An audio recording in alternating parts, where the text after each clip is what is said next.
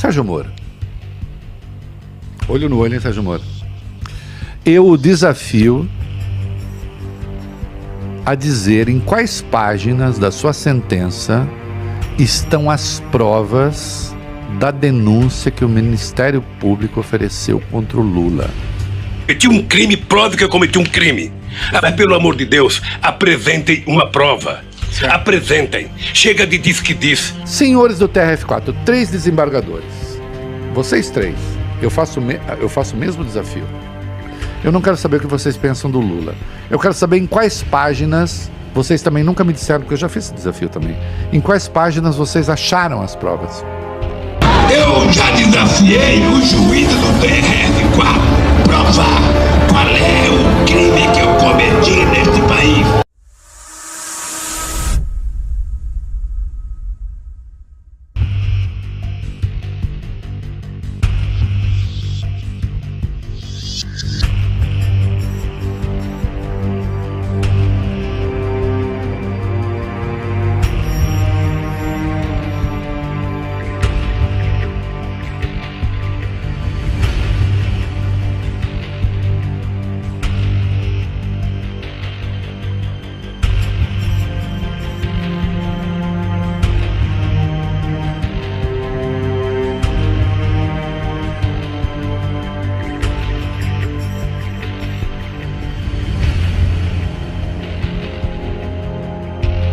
Bastante intensa, bastante movida a vantagens dirigidas à empresa, a propinas pagas pela Odebrecht para agentes públicos, em forma de doação de campanha, em forma de benefícios pessoais, em formas de caixa 1, caixa 2, e esse foi um episódio desse conjunto de práticas que envolveu esta empresa em relação ao governo do ex-presidente Lula e da ex-presidente Dilma. O Dr. Emílio Odebrecht fez uma espécie de pacto de sangue com o presidente Lula.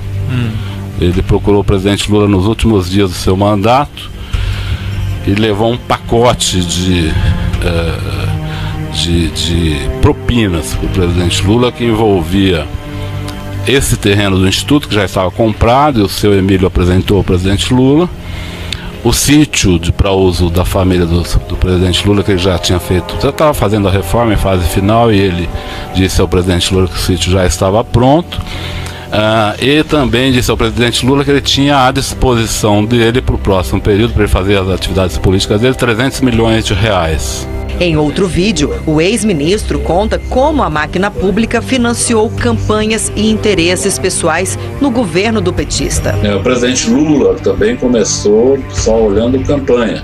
Já no fim do seu primeiro mandato, muita coisa pessoal ele tinha pedido para ele, em termos de dinheiro que eu pessoalmente levei e entreguei para ele.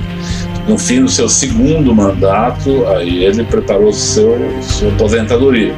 Recebeu 300 milhões da Odebrecht numa conta corrente de disponibilidade, recebeu seu sítio, que foi feito, combinado para seu uso, o apartamento. Palocci revela que quase todos os órgãos do governo federal estiveram envolvidos no esquema de corrupção, com poucas exceções, como o Banco Central. Então, o presidente Lula, que roubar ali era um perigo, desestabilizava a moeda brasileira, não apenas uma atividade setorial, e ele acabou concordando. Fora isso, todos os órgãos, Correios,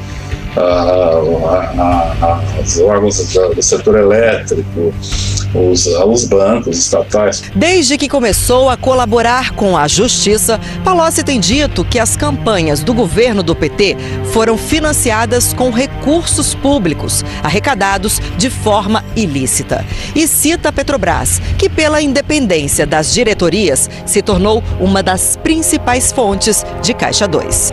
O ex-presidente da empreiteira OAS, Léo Pinheiro, disse ao juiz Sérgio Moro que foi orientado pelo ex-presidente Lula a destruir provas de crime para não ser descoberto pela Lava Jato. Léo Pinheiro disse ainda que Lula sempre foi o verdadeiro dono do triplex do Guarujá. O ex-presidente da empreiteira OAS, José Aldemário Pinheiro Filho, o Léo Pinheiro, chegou para depor na sede da Justiça Federal em Curitiba no início da tarde. O sócio da construtora OAS cumpre pena na carceragem da Polícia Federal na capital paranaense. Léo Pinheiro disse que o apartamento triplex no Guarujá sempre foi do ex-presidente Lula. O apartamento era do presidente Lula desde o dia que me passaram para estudar os empreendimentos da Bancop. Já foi me dito que era do presidente Lula e sua família, que eu não comercializasse e tratasse aquilo como uma coisa de propriedade do presidente. Léo Pinheiro falou ainda da dificuldade de vender o imóvel, caso Lula recusasse as melhorias. O apartamento é um apartamento personalizado, ele não é um apartamento decorado, ele foi feito para uma família morar. Se o presidente não quisesse, nós ia ter um belo problema que fazer com o apartamento, porque ele era muito personalizado. O ex-empreiteiro descontou o valor das propinas para evitar prejuízos à OAS. Eu avisei ao João Vacari, eu não posso continuar, um investimento muito alto.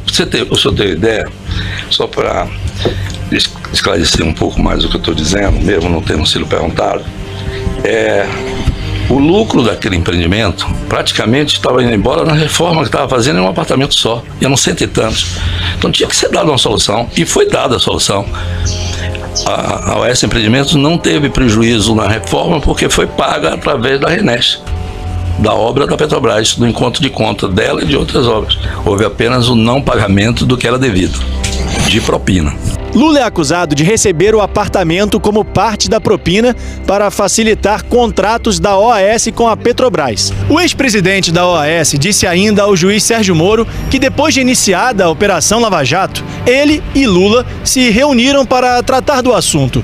Nesse encontro, Léo Pinheiro contou que foi surpreendido com um pedido do ex-presidente: destruir provas que pudessem incriminá-lo. O presidente textualmente me fez a seguinte pergunta: Léo, eu notei que ele estava até um pouco irritado.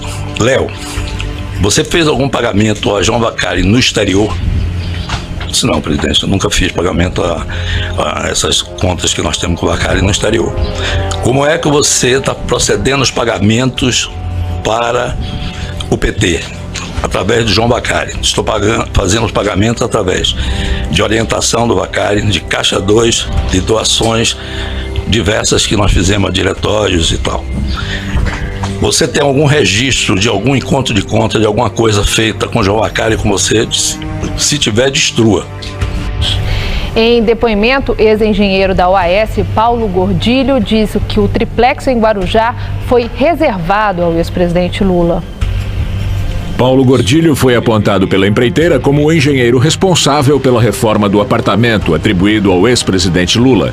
Para os investigadores da Lava Jato, essa foi uma forma de o petista receber vantagens indevidas da OAS.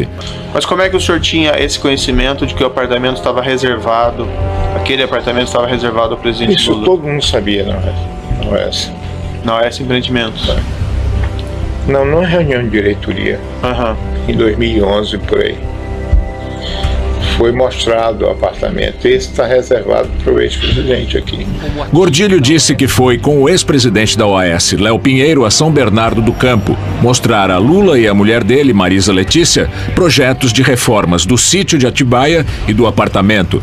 A propriedade do sítio, também atribuída a Lula pelos investigadores, é alvo de um outro inquérito em que o ex-presidente é réu.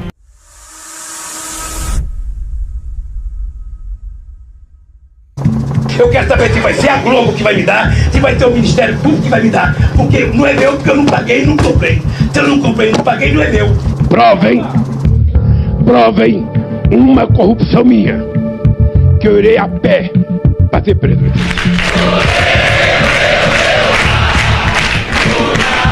Primeiro dos 3 juízes a votar sobre os recursos contra a sentença da primeira instância no caso do triplex foi o desembargador João Pedro Gebran Neto.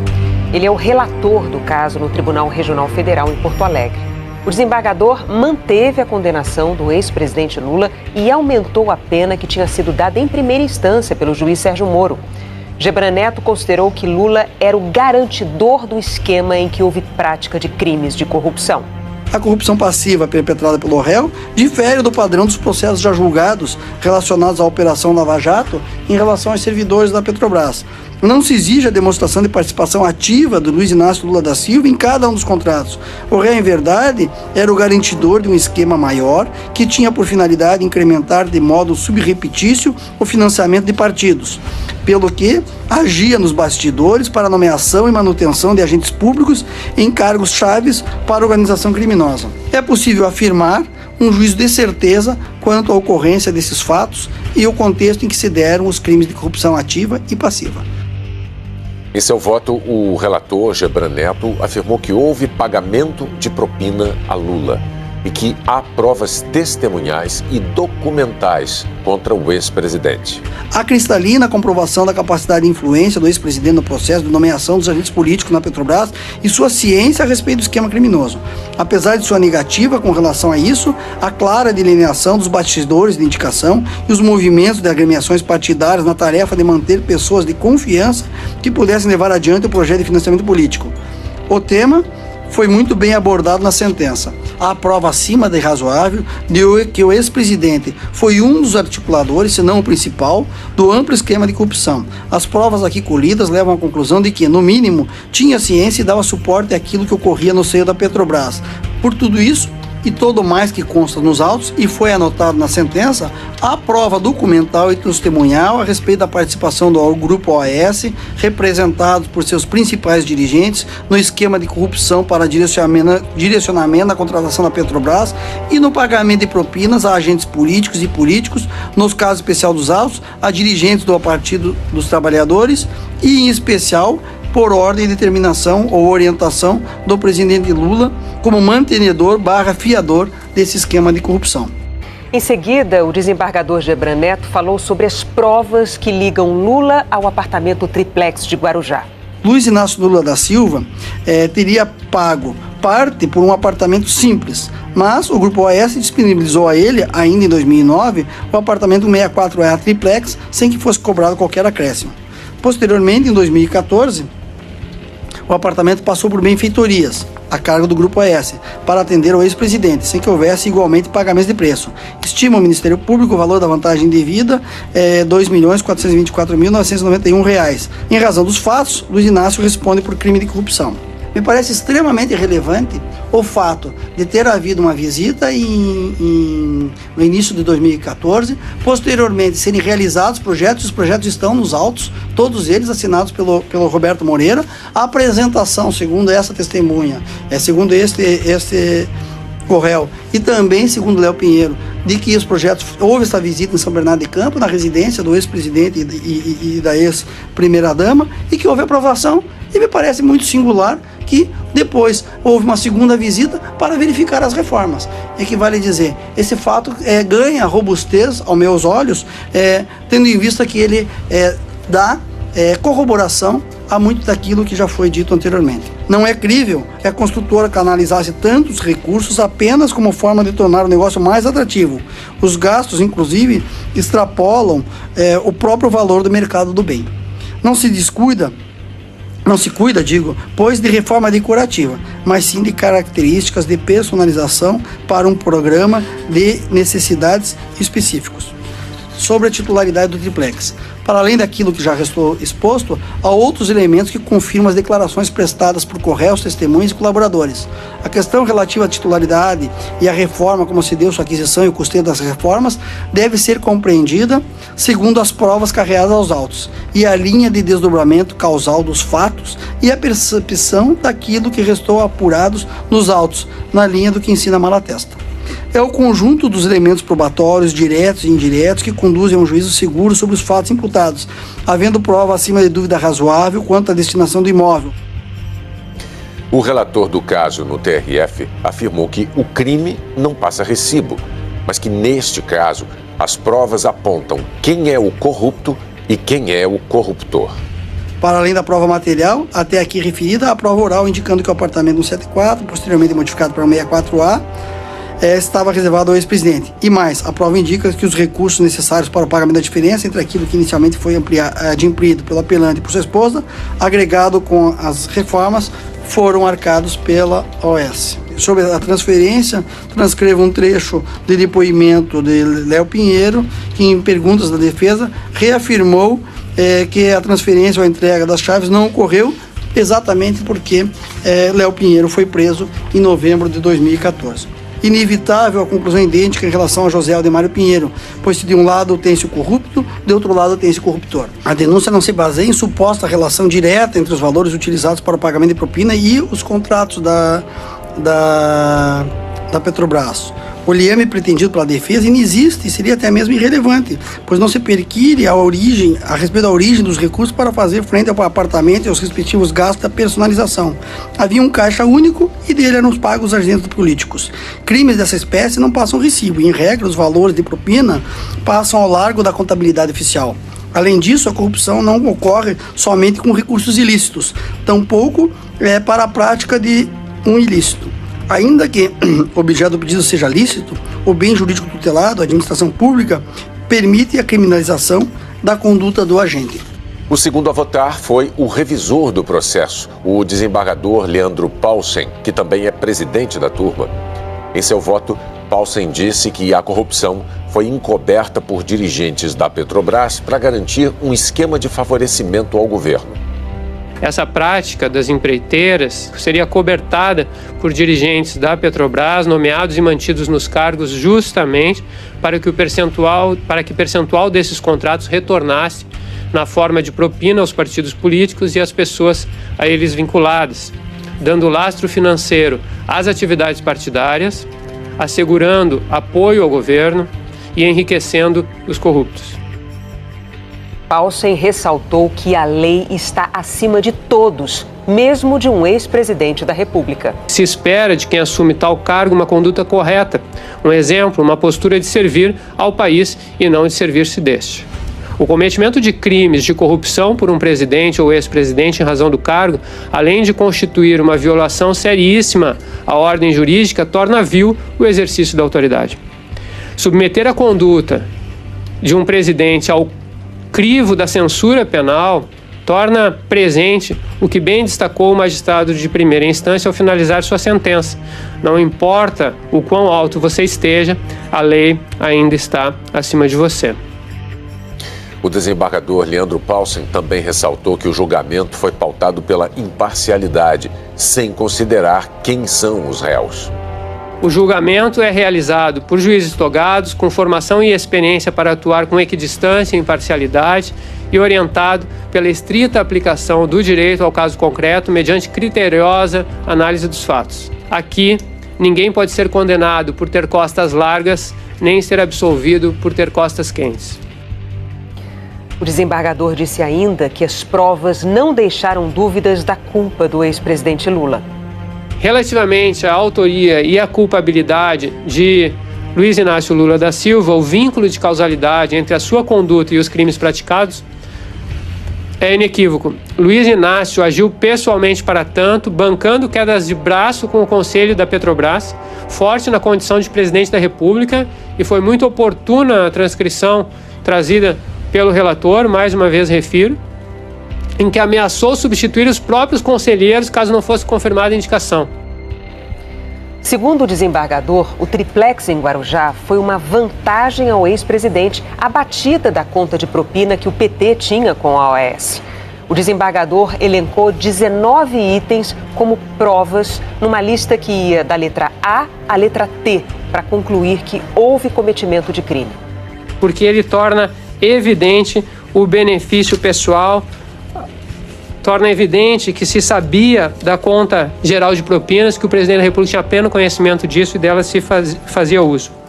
Eu passarei direto ao ponto da conclusão do meu voto no que diz respeito a essa questão do triplex, e mesmo as conclusões, elas vão de A a T.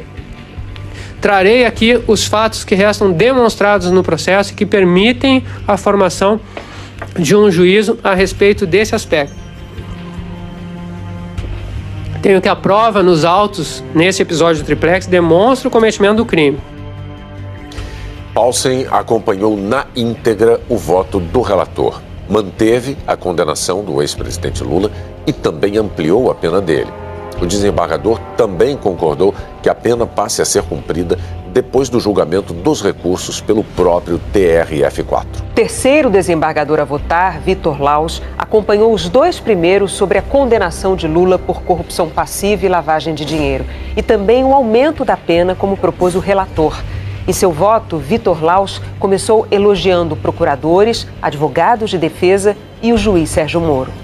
Se há alguma coisa que seja absolutamente incontroverso no âmbito da Operação Lava Jato, é a qualificação dos profissionais que sobre ela estão se debruçando.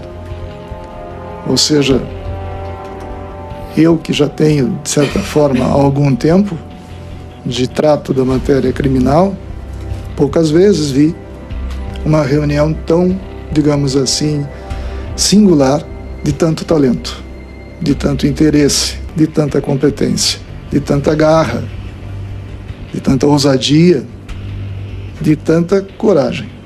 Esses esforços foram canalizados a um terceiro sujeito processual, que também emprestou a essa investigação o seu talento, o seu espírito público e a sua qualificação, que é o juiz que conduziu essa ação penal. Então aqui, meus cumprimentos à Sua Excelência, Juiz Federal Sérgio Moro, nosso colega de primeiro grau. Magistrado talentoso, corajoso, brilhante, que teve e tem à frente de si uma complexa análise de casos que lhes são submetidos à decisão e processamento.